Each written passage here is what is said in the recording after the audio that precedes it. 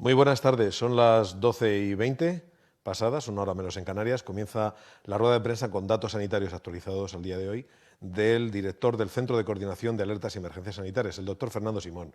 Muy buenas tardes. Hola, muy buenas tardes a todos.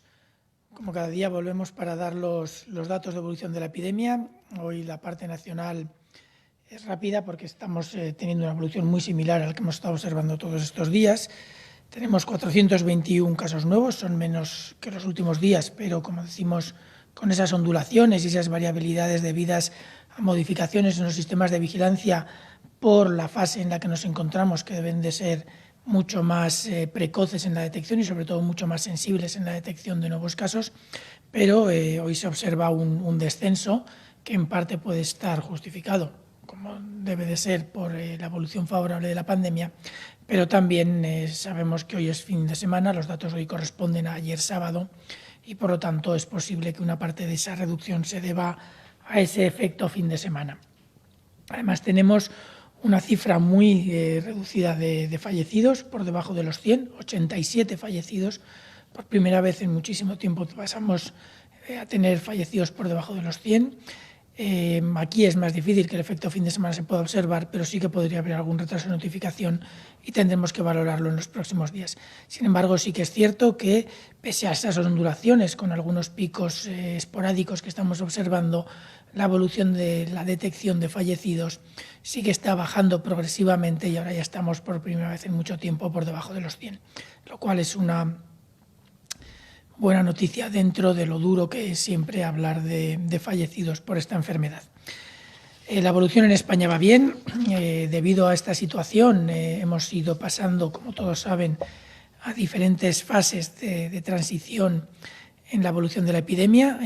Algunos territorios están en fase 1, otros en fase 2, muy poquitos, y algunos también, los menos, en fase 0, pero que van a evolucionar probablemente muy rápido en los próximos días. Y todo esto hace que vayamos también modificando los indicadores de interés. Esos indicadores, a partir de ahora, como he dicho hace un momento, se basan más en datos de detección precoz, capacidad para hacer diagnóstico precoz a pacientes sospechosos, la positividad de las muestras y la capacidad de reacción lo más rápida posible ante la detección de cualquier foco de transmisión. Por esa razón, se están modificando los sistemas de vigilancia, que estarán disponibles con una calidad suficiente para dar información probablemente a partir de mañana lunes, razón por la cual a partir de mañana lunes la información se dará por la tarde, porque vamos a centrar los datos de 0 horas de cada día hasta las 24 horas de ese mismo día, de forma que hacemos el día natural como base de la notificación, no como estamos haciendo hasta ahora, en que se cierra la notificación a las 8 de la tarde de cada día. Esto además nos va a permitir tener un tiempo de discusión con las comunidades autónomas para valorar detalladamente cada uno de los datos por la mañana en periodo laboral, y tendremos los informes hacia el mediodía o después de comer, lo que nos va a permitir hacer esas ruedas de prensa con información al principio, quizás todavía un poco, digamos, no todo lo que nos gustaría, pero sí lo suficiente para poder darla a partir de mañana en ruedas de prensa que serán por la tarde, que entiendo que se informará de las horas precisas. Todo esto va a hacer que nuestro seguimiento de la pandemia sea más detallado y que además permita una discusión más fina con cada uno de los responsables de vigilancia de cada una de la información que podamos detectar, que pueda no ajustarse a lo que la evolución nos indica que debería de ser. Antes de pasar a las preguntas, voy a hacer una pequeña reflexión también sobre la evolución a nivel internacional. Hace ya unos cuantos días que no hablamos mucho de ella. A nivel internacional sigue siendo Estados Unidos el país con mayor número de casos. Tiene ya notificados 1.435.000, con incrementos de más de 20.000 casos. Se mantiene siempre por encima de los 20.000 casos, algunos días alrededor de los 30.000, otros días más cerca de los 20.000, pero en todo caso siempre en ese rango de entre 20 y 30.000 nuevos casos diarios. Además ha tenido 1.325 nuevos fallecidos para una letalidad del 6,1, pero como sabemos, la letalidad hay que valorarla a medida que evolucionan los casos y o se dan de alta o desgraciadamente fallecen. Tras Estados Unidos, los siguientes países con mayor número de casos son Rusia con 272.000, Reino Unido con 240.000 y Brasil con 233.000. Todos ellos con incrementos relativamente importantes. El más alto Brasil, con incrementos del 6-7% diarios, y va creciendo relativamente rápido, está todavía en fase de ascenso. Rusia también tiene incrementos importantes, pero muy inferiores a los de la semana pasada. La semana pasada estaban incrementos entre el 7 y 8%, esta semana están incrementos alrededor del 3,5 al 4%. En Reino Unido los incrementos son algo menores, alrededor del 1,5 al 2% diarios, pero sigue teniendo, por ejemplo, de ayer a hoy ha tenido 3.450 nuevos casos y 468 nuevos fallecidos. Esto implica que tenemos países en los que la detección de casos está incrementando mucho la incidencia, pero todavía son países grandes con una población importante en los que la incidencia por 100.000 habitantes, si bien es elevada, todavía tenemos que esperar a ver cómo evoluciona la epidemia para ver hasta qué grado va a llegar en comparación con otros países. Detrás de esos 4 países que he mencionado, Estados Unidos, Rusia, Reino Unido y Brasil, ya viene España con 231.000 casos notificados e Italia con 224.000.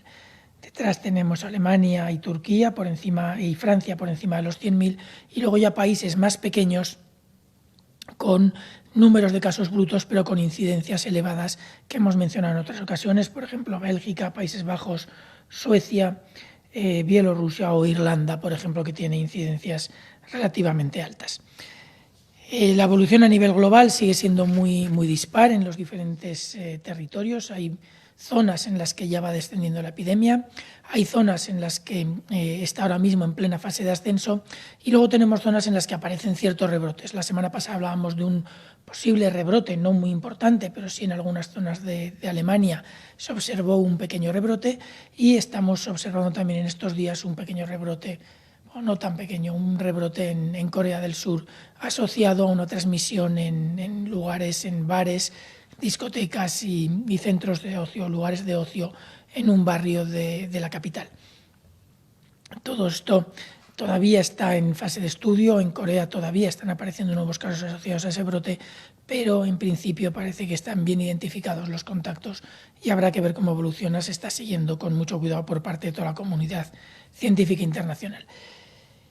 Y yo creo que dicho eso, sabiendo que es cierto que las cosas evolucionan en Europa progresivamente hacia el descenso de la epidemia, sí que es cierto que seguimos teniendo que tener mucho cuidado, no solo porque todavía hay transmisión en nuestro país y en los países de alrededor, sino porque incluso aunque la transmisión en nuestro país va descendiendo progresivamente de forma muy rápida, sigue habiendo algunas cadenas de transmisión, o es muy posible que haya algunas cadenas de transmisión que no se hayan podido identificar y sobre todo a medida que vamos abriendo nuestro territorio para dar mayor movilidad tanto a la población española como a la población extranjera que pueda llegar, podemos estar expuestos a riesgos de infección a partir de casos importados. Todo esto se tiene que controlar con mucho cuidado. Progresivamente se irán abriendo las medidas de restricción que hay actualmente para los viajes en los momentos en el que los riesgos se consideren suficientemente bajos como para no afectar a España o para reducir esos riesgos de rebrotes, pero seguimos teniendo que mantener unas precauciones importantes. Sin nada más, ¿preguntas? Muy bien, doctor. Ayer se publicó por la tarde la nueva orden ministerial y por eso hay medios que buscan aclaraciones. Por ejemplo, la agencia EFE le pregunta si pudiera hablar sobre cómo se van flexibilizando las medidas de restricción de las zonas de la fase 0, cómo afecta al comercio, si se van a poder hacer rebajas, y a los servicios sociales, cómo afecta a los centros educativos y a los de investigación.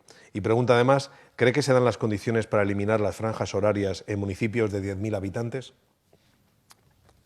Bueno, los detalles técnico-legales de la orden yo no los manejo bien, no es el tipo de lenguaje que yo suelo utilizar y no es el tipo de lenguaje al que estoy habituado, por lo tanto, preferiría no entrar en mucho detalle de la valoración de la orden. Sí que podemos hablar de lo que implica la flexibilización de las medidas y sí que podemos hablar de la última parte de la pregunta. Exacto, las franjas en los municipios de menos de 10.000 habitantes. Muy bien. Bueno, las flexibilizaciones que se están produciendo porque la evolución de la epidemia lo va permitiendo. Tengan en cuenta que los cambios de fase se asocian a diferentes tipos de criterios. Aquellos asociados a la evolución de la epidemia, que esa evoluciona por las acciones que se realizan, pero también por la propia dinámica de la misma. Estamos utilizando también criterios de capacidades básicas asistenciales, tanto en atención hospitalaria como en atención primaria. Estamos trabajando también en capacidad de detección precoz y en las capacidades de salud pública para transmitir la información adecuadamente a través de sistemas de información suficientemente rápidos y adecuados. Todos estos diferentes tipos de criterios pueden tener diferente estado de evolución. La epidemia evoluciona en principio bien. Siempre tenemos la duda de saber si lo que estamos observando es lo que realmente está pasando. Si recuerdan los resultados del estudio de seroprevalencia, del que se ha informado mucho durante la última semana, en España se han detectado alrededor de un 10% de los casos que en principio el estudio estima que ha habido en realidad. Y ha habido una importante variabilidad entre comunidades autónomas, entre lo que han detectado unas y lo que han sido capaces de detectar otras. Dicho eso, sí que es cierto que igual que bajan los casos detectados, también están bajando los casos que no detectamos. Por lo tanto, los riesgos bajan en la misma medida. Con lo cual, podemos ir flexibilizando muchas medidas de modo general, pero siempre con mucha prudencia. Para pasar de fase se valoran muchos más aspectos. Para pasar de fase se valoran, como he comentado antes, aspectos relacionados con la información y la transmisión de información, aspectos relacionados con la capacidad de detección de casos, con las capacidades asistenciales y con la capacidad de diagnóstico precoz. Todas estas variables se tienen que tener instaladas y se tienen que tener operativas y junto con la evolución progresiva de la epidemia son lo que decide el paso de unas fases a otras. La flexibilización de los pasos de fase es una decisión. El paso de fase se valora con los informes tanto del aspecto sanitario como de otros aspectos y la decisión la toma el ministro. Y luego, si hay o no alguna restricción específica, es una negociación, una discusión que se hace con la comunidad autónoma para valorar posibles variantes. En cuanto a los municipios de menos de 10.000 habitantes, en una aproximación general es que sí, se reúnen las condiciones para poder flexibilizar las franjas como se han flexibilizado recientemente. Los municipios de menos de 10.000 habitantes han sido en general menos afectados por la epidemia que las grandes ciudades. No quiere decir que no hayan sido afectados, pero sí que es cierto que en general han sido menos afectados. Las condiciones que existen en estos municipios y los riesgos asociados de transmisión son diferentes a los que tenemos en grandes ciudades con características y condiciones muy particulares que pueden favorecer comparativamente esa transmisión comparada con los municipios de 10.000 habitantes o menos. En la fase en la que estamos ahora mismo de la epidemia, la mayor parte de los municipios de menos de 10.000 habitantes están en una situación muy favorable y, por lo tanto, no creo que suponga ningún problema la flexibilización de las franjas horarias que se ha propuesto. Sí que es verdad que si en algún municipio concreto hay un brote activo ahora mismo, las comunidades autónomas lo deberían detectar y tomar las medidas específicas de control, pero la medida es apropiada para la gran mayoría de los municipios. Antena 3 Noticias hoy pregunta que en Estados Unidos las autoridades sanitarias de Nueva York dicen haber detectado que los nuevos contagios se producen por ir a comprar, deporte, socializar y no por los trabajadores esenciales. En España, ¿se sabe cómo se están produciendo los últimos contagios? En un sentido parecido, pregunta también Radio Intereconomía, dado que el permiso retribuido recuperable terminó hace más de un mes y desde hace semanas hay una mayor libertad de movimiento, ¿están teniendo facilidad para identificar dónde se producen los nuevos contagios? ¿Se están pudiendo aislar a todos los casos sospechosos por haber tenido contacto con algún contagiado?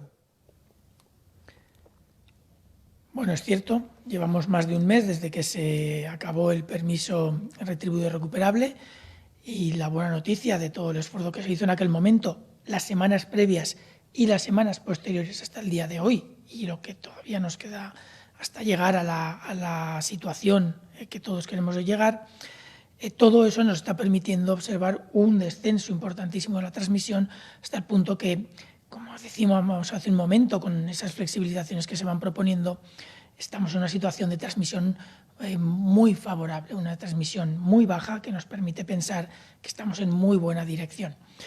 El tiempo que hemos estado, por así decir, confinados, por supuesto que ha reducido enormemente la transmisión fuera de los lugares donde se concentran los casos, que son en principio los centros sanitarios y en algunos casos algunos centros sociosanitarios tipo residencias. En concreto se ha hablado mucho de las residencias de mayores.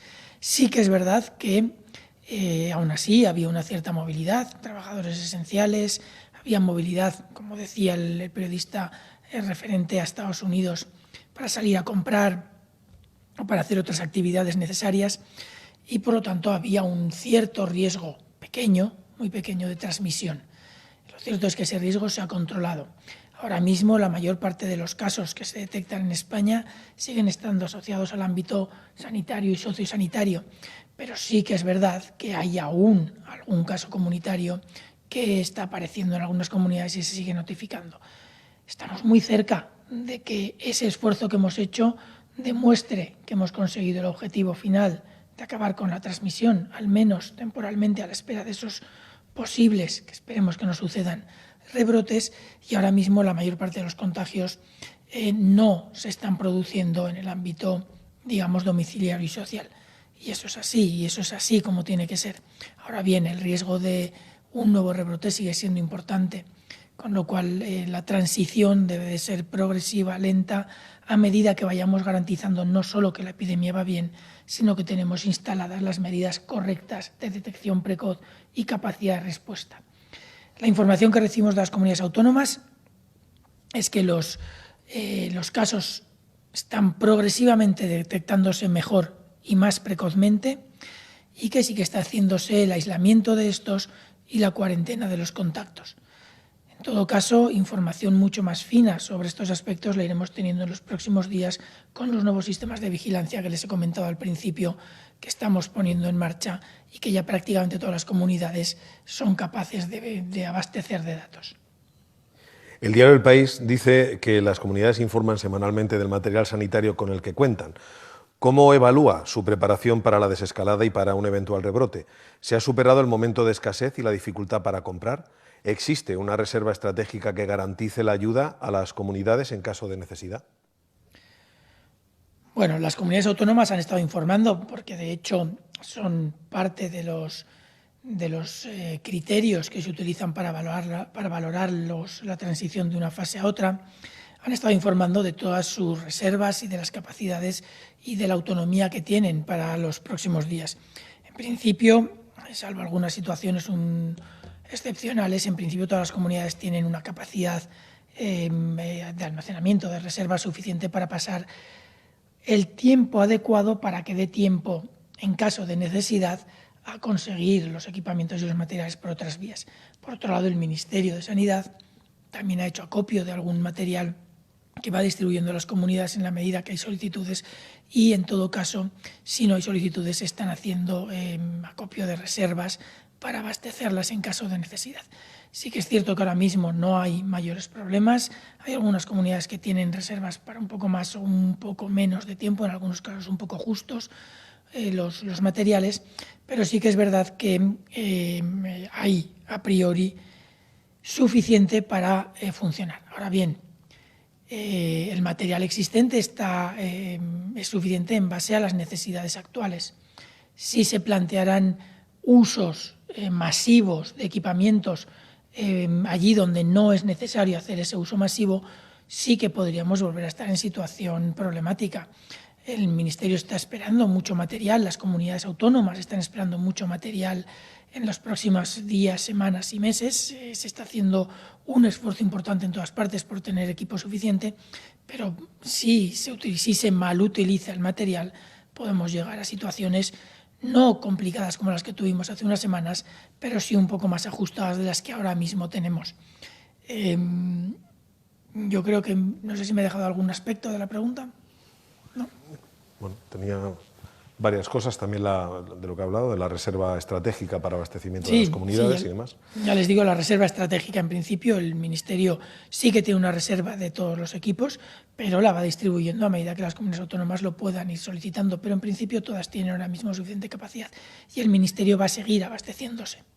La hora digital, primero le pregunta si los datos de hoy en relación con los fallecidos se deben, en todo caso, puesto que se han reducido bastante, a los retrasos en la comunicación por parte de Madrid, puesto que ha habido un puente festivo, o va realmente la situación así. Y luego también pregunta que, aunque le parezca una pregunta simple, la hora digital, insisto, dice que hay mucha gente joven y sana que se pregunta si es mejor pasar la pandemia cuanto antes y quedar inmunizado, o vale la pena seguir ganando tiempo al COVID-19 y esperar a que se descubra un tratamiento eficaz y la vacuna. Bueno, en cuanto a los fallecidos, no sé si el efecto fin de semana es tan grande como para esa reducción que hemos observado, y menos en cuanto a los fallecidos. Los fallecidos se suelen notificar con mayor, digamos, precisión que otros datos de los que hablamos, pero sí que podría haber un pequeño efecto de fin de semana, como estamos observando todos los fines de semana desde que esto empezó, aunque, como digo, ese efecto es menor para la serie de fallecidos, pero podría haberlo. En cuanto a pasar la enfermedad, vamos a ver, el que un joven pase la enfermedad no es un problema individual o personal. Una persona joven enferma o asintomática, aunque esté infectada, puede transmitir a muchas otras personas. Es cierto que la transmisibilidad no es excesiva en esta enfermedad.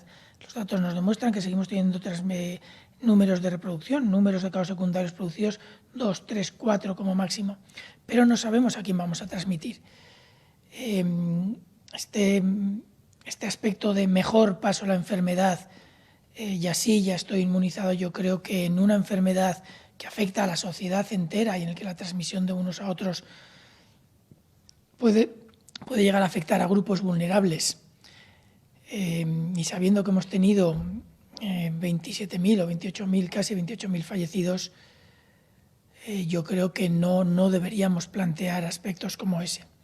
El haber dejado pasar la enfermedad, si lo hubiéramos hecho en los periodos iniciales, hubiera representado un número de fallecidos, según los modelos que se manejaban en aquellos momentos, de 250.000 a 300.000 fallecidos.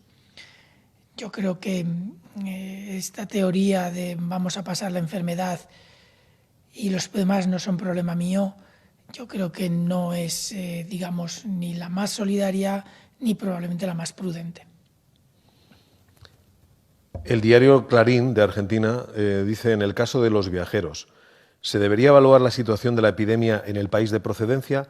¿Cuánto riesgo implica para España la posible reintroducción del virus de países como Argentina, que tiene una evolución lenta de la pandemia, o de Rusia, que podría complicar al resto de Europa con sus incrementos actuales? Es uno de los argumentos que se pone en la mesa cuando se habla de la movilidad internacional de las personas. A nivel de la Unión Europea hay una discusión muy importante sobre cómo se debería restablecer el tráfico internacional de viajeros. El de mercancías funciona en principio porque es necesario para que todos podamos continuar con nuestra vida. Pero el de los viajeros es uno de los puntos que se está discutiendo muy vivamente, además. Sí que es cierto que se puede valorar la situación en el país de origen de los viajeros, pero tenemos que tener en cuenta que muchos de los viajes no son directos, hay muchas escalas. Tenemos que tener en cuenta que hay viajes de personas de zonas de alto riesgo que pueden venir a través de otros países. No es fácil. Yo creo que sí, desde luego, es un argumento que hay que poner sobre la mesa a la hora de discutirlo. La decisión de qué es lo que se hace al final y a quién se le permite o no moverse según la situación de transmisión de su país es mucho más complicada de lo que conceptualmente parece cuando decimos si en un país hay poca transmisión, qué problema hay en el que esta persona venga. Si el vuelo es directo, si realmente hay poca transmisión, si esta persona ha aplicado las medidas de prevención adecuadas, si no procede de una zona concreta de su país donde hay foco. Hay demasiados sís, demasiadas incertidumbres como para pensar que es una decisión tan simple como la incidencia global en un país concreto. Si hablamos de Rusia, es un país enorme que está teniendo uno de los mayores incrementos actualmente, es el segundo país con más casos a nivel global. O si hablamos de Estados Unidos, peor aún, es el país con muchísima diferencia con más casos a nivel global. Desde luego es igual que Rusia, un país enorme. Puede ser que una persona venga de un lugar donde no ha habido ningún caso, por lo tanto no se ponga en riesgo, pero puede ser que venga del lugar donde más activo esté el foco en ese momento. Yo creo que, si bien es uno de los argumentos que hay que poner en la mesa y hay que discutirlo con mucho cuidado, la decisión no es ni tan fácil ni tan directa como en algunos puntos la gente quiere hacer creer. Hablando de transmisión y de inmunidad, hay una pregunta de la hora digital que vamos a recuperar.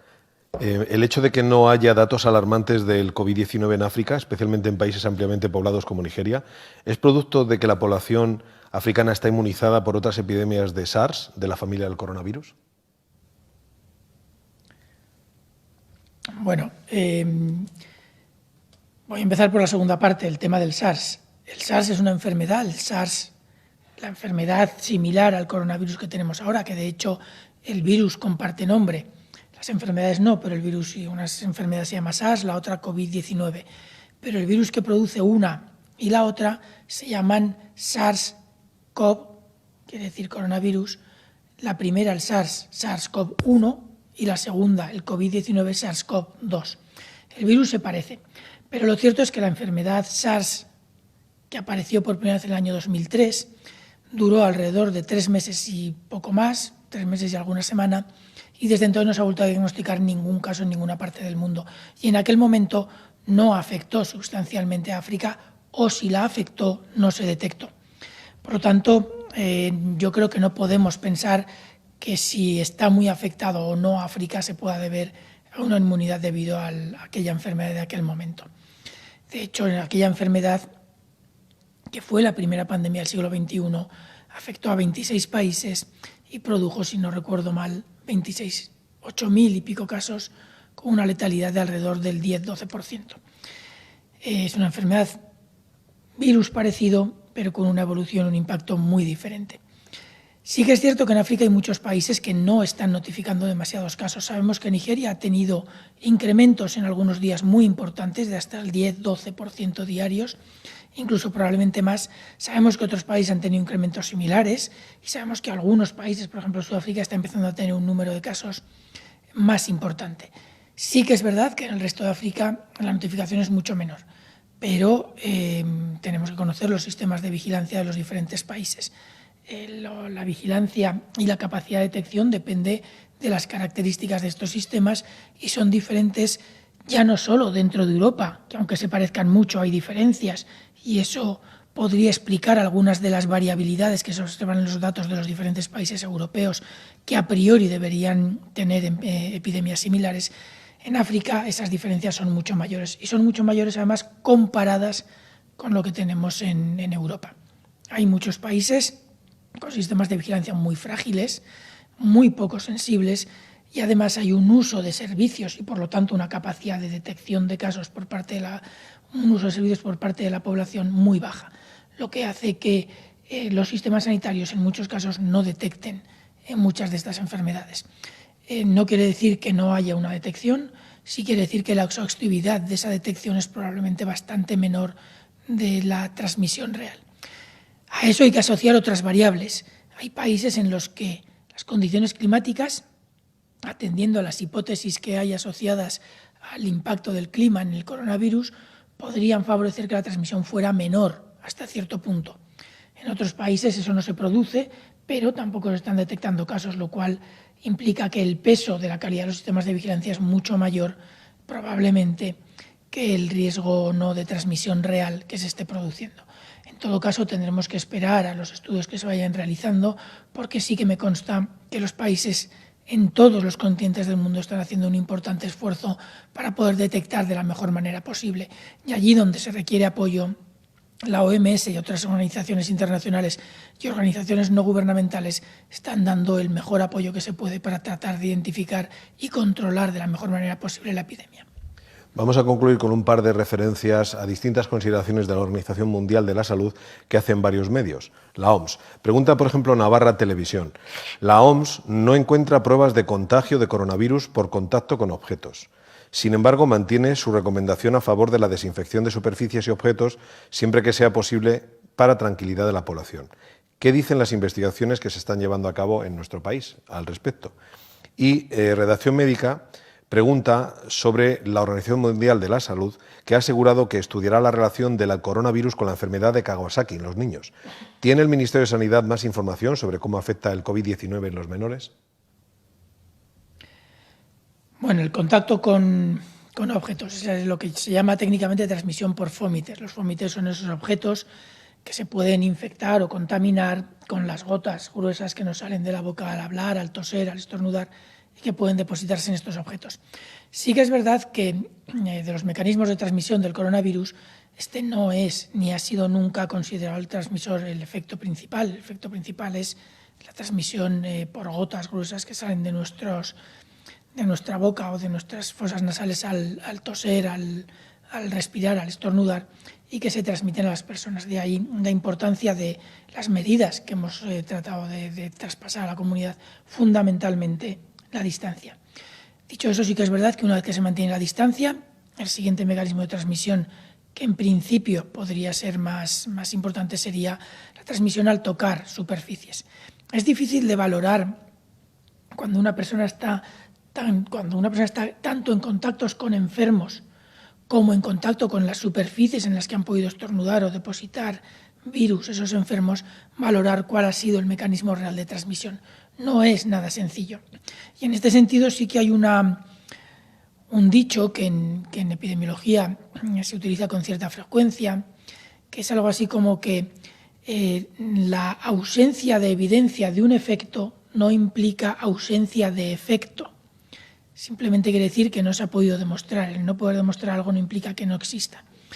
En este caso estamos ante un factor de riesgo menor que la transmisión por las gotas entre personas, pero sí que es cierto que el efecto se ha demostrado en otras patologías similares y probablemente existe. En todo caso, hay que tener mucha prudencia hasta que no se demuestre lo contrario. Es uno de los mecanismos de transmisión de este tipo de enfermedades y, por lo tanto, habrá que valorarlo. Eso no quiere decir que no sean necesarias nuevas investigaciones, porque todavía no se ha conseguido poner en evidencia. Por lo tanto, tenemos que tener esa precaución. De todas formas, sí que es importante que entiendan que de lo que estamos hablando es de una transmisión a partir de secreciones que surgen de nuestra boca, de nuestras fosas nasales. La distancia es fundamental, el lavado de manos es fundamental. Se habla también del uso de guantes, que es una buena medida de precaución, pero el uso de guantes es peligroso si no se hace muy bien. Mientras los llevamos puestos es como si no los lleváramos. Si nos tocamos la cara con los guantes sucios es lo mismo que tocársela con las manos sin guantes. Por lo tanto, el uso de guantes se debería hacer con mucha prudencia, siendo muy conscientes de lo que estamos haciendo y disponiendo de ellos correctamente en el momento que haya que hacerlo. Por lo tanto, yo sigo pensando que tenemos que centrarnos, el uso de los guantes también, pero tenemos que centrarnos en la distancia y, cuando no sea posible, las mascarillas. En cuanto a la enfermedad de Kawasaki, yo creo que llevamos ya varios días también hablando de ella, incluso alguna semana. En España se han identificado casos de Kawasaki de niños que podrían estar asociados a la transmisión o a la enfermedad de coronavirus, igual que suele estar asociado a otras enfermedades infecciosas en el pasado cuando no había coronavirus. La asociación se está estudiando, hay varios estudios a nivel internacional, la OMS va a lanzar y va a apoyar otros estudios o va a tratar de coordinar estudios de la enfermedad de Kawasaki asociada potencialmente al coronavirus. Yo creo que cuando tengamos resultados sólidos se conocerán, estarán y se difundirán de la forma más rápida posible. Ahora mismo sí que parece ser que la hipótesis tiene una base que podría ser sólida, pero las hipótesis hay que demostrarlas y ahora mismo estamos todavía en esa fase de demostrar esta asociación. Yo creo que sería peligroso ir un poco más allá, o no peligroso, pero sí imprudente tratar de sacar conclusiones antes de tiempo. Doctor, pues muchas gracias por sus explicaciones y gracias a los medios por plantear sus preguntas. Buenas tardes. Gracias a todos.